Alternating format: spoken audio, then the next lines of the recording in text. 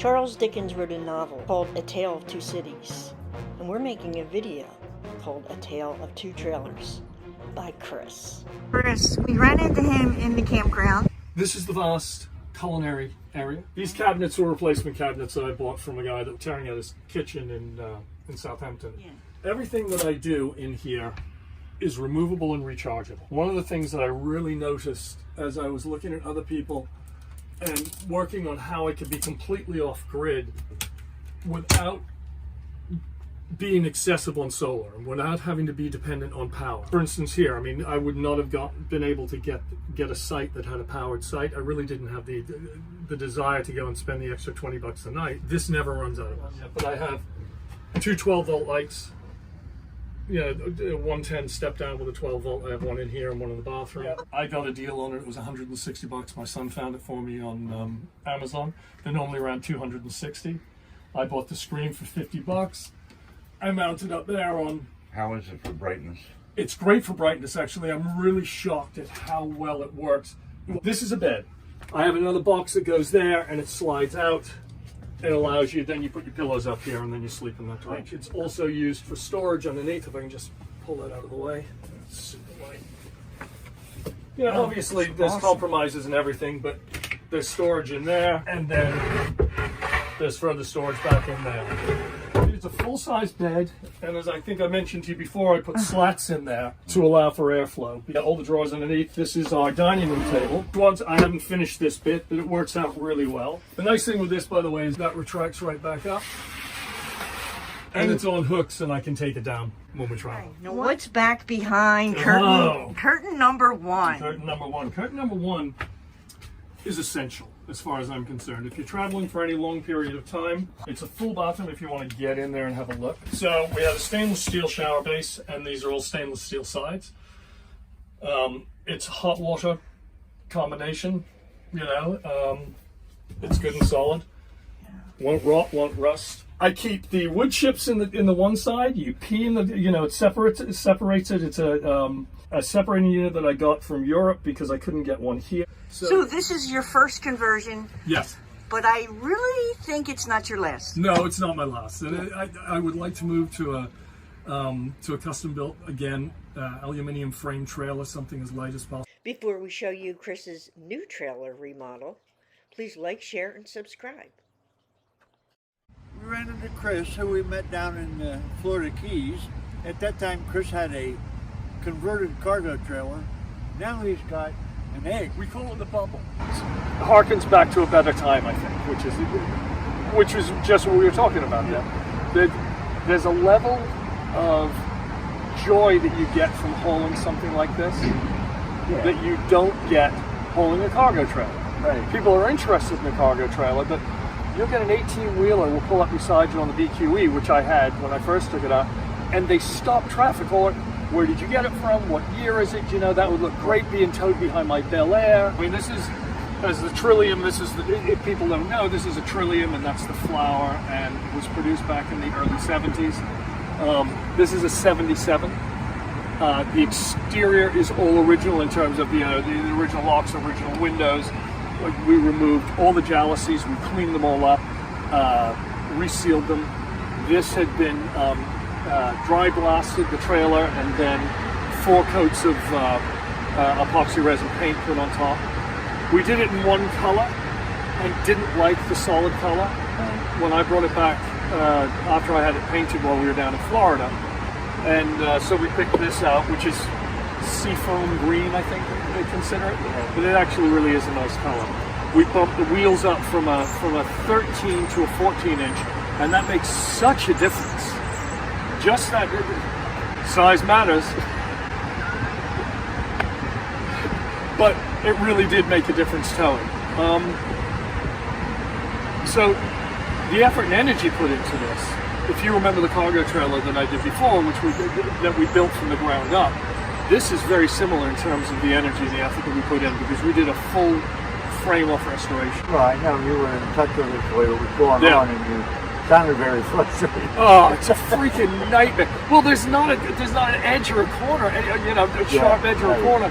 And so when you see inside, you'll realize what I'm talking about. But things like you know, I had to redo the hinge and I've got it painted. But you know, these hinges are somewhere in the region of $250 a pair if you can find them. $400 for the lock, you know, for the lock set. So when we did this, I removed the belly band, I removed the rub rail, everything was off, and I've got photographs to show exactly what we did, ripping the full interior out.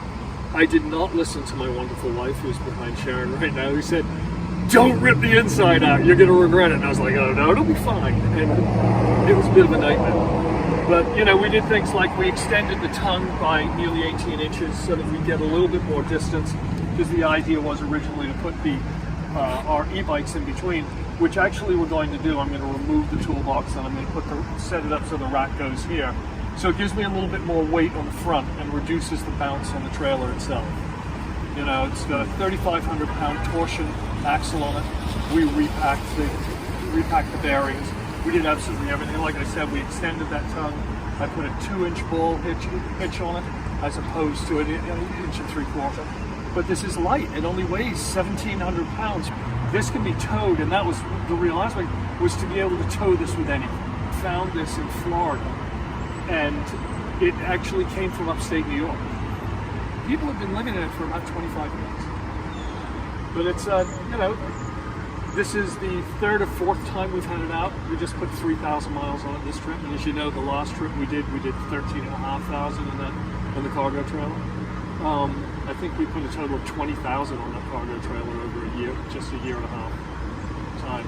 And we sold that one when I was just before I bought this one.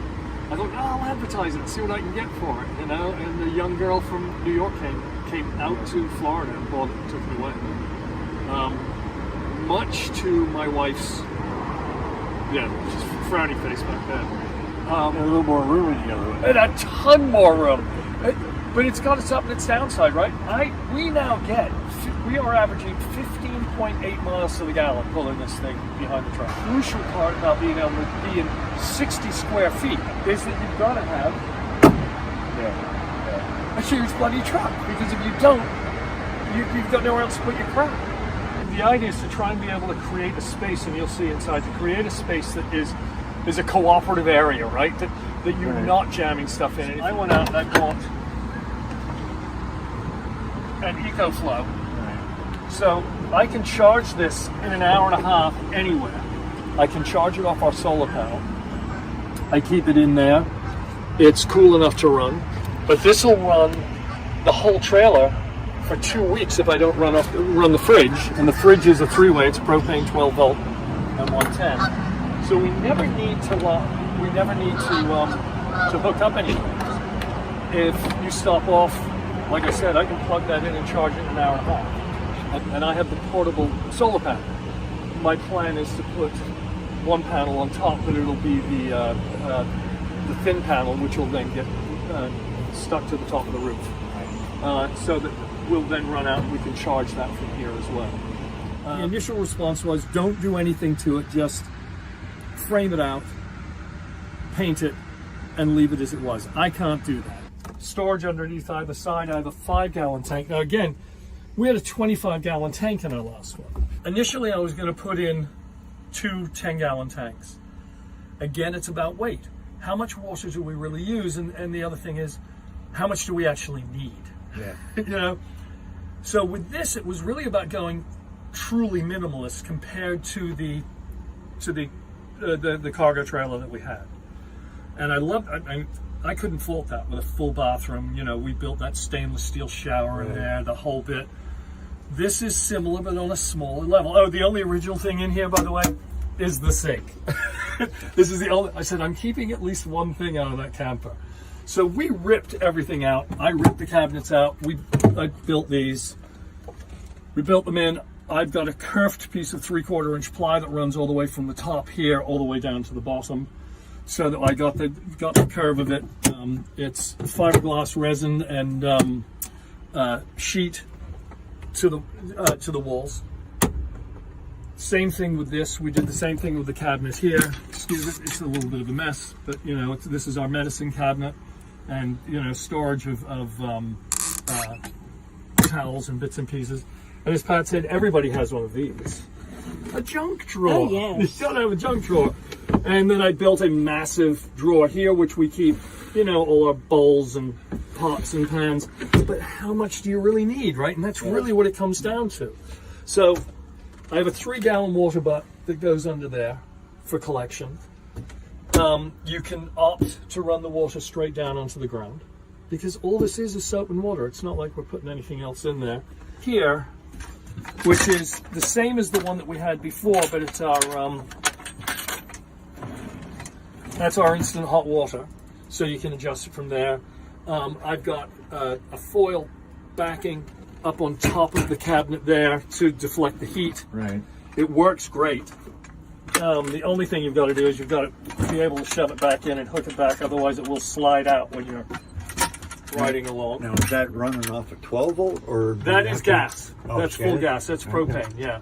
So, and the other thing is, you know, everything's got to have a dual purpose, right? Everything's got to have a multi-purpose, I think, in a space like this. So, excuse me, Sharon. For instance, the kitchen drawer Oh, that's smart. comes out. Then, when we stop and we have some lunch, Oh, wow. that's our, look, okay, look, is it? Wow. That is clever, Are you going to do Chris. arts and crafts on this? No, you're not. But are you going to eat a bowl of cereal on this or have lunch on it? And then we have a camp chair that we come along and we sit that side. It's great for working on the computer. You pull the chair forward just a little bit, gives you the height you need. This was a great buy. I mean, you know, it's 3-way fan. Yeah. It will suck the covering off the wall in here. Talk about your... Okay, this cover. is now the original ones had a vinyl covered foam. And if you've seen the photographs, then you'll see how bad it was. I mean, it was disgusting. It was mildewed. It was peeling off the walls. So when I called Trillium, the guys that now do the Trillium, I said, "What do you use?" He goes, "We use hull liner. Thing called a hull liner." So this goes on the inside of a boat. It is not the best job in the world. My joints may not be the best, but I've never done anything like that before. But one of the problems with a lot of campers is that they become the heat that's produced, because it gets, you know, that surface gets 120 degrees. Yeah. They use the wrong glue. So there is $450 worth of 3M spray glue along with a 1/4-inch foam on the back of this. Right. This was the biggest challenge.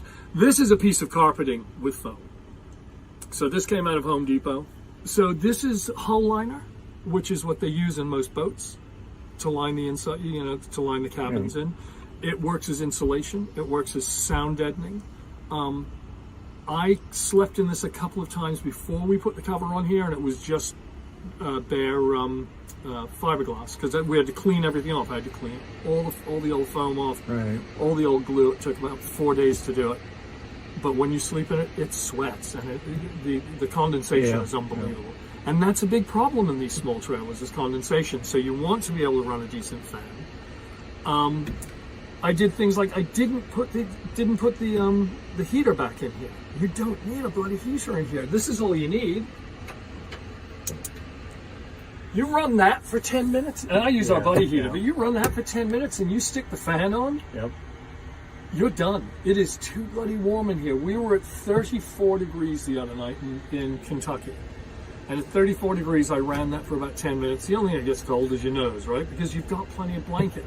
But this in itself is like a mini hot water bottle. Where's your bathroom and shower? Thank you. We don't have a shower. Now, that would be the one thing that I would say that I was going. We talk about putting an outside shower. But what we came to the conclusion was that it's a shameless plug for Planet Fitness. But if you join Planet Fitness and you pay for their Black membership, and by the way, this is the other bit which we use, so it goes on there so that you've got a secondary unit on there. My water works. Excuse the toilet roll. I put a secondary kill switch on here because it's just easier. So this is our shower. You asked for the shower is? It's right there, because what you're going to do is soak your head, right?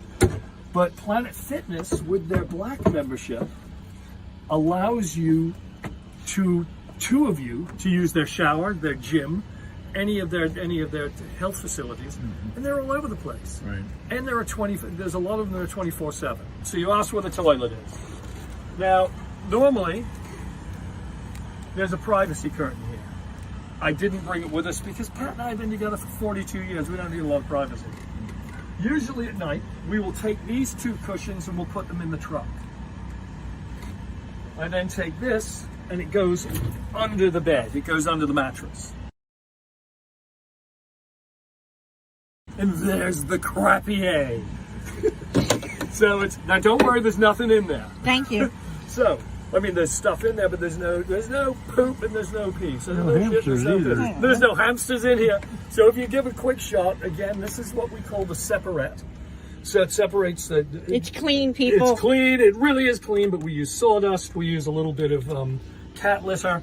And thank you, Starbucks, we use coffee grounds. Because coffee grounds, once they're dried out a little bit, they absorb a lot of the odor and everything else. Again, we talked about this a year and a half ago. That's a diaper, right? Because it's dry. You're separating the pee and you're separating the shit from it. So you take that bag, you tie it up, it goes into a dumpster, into a garbage.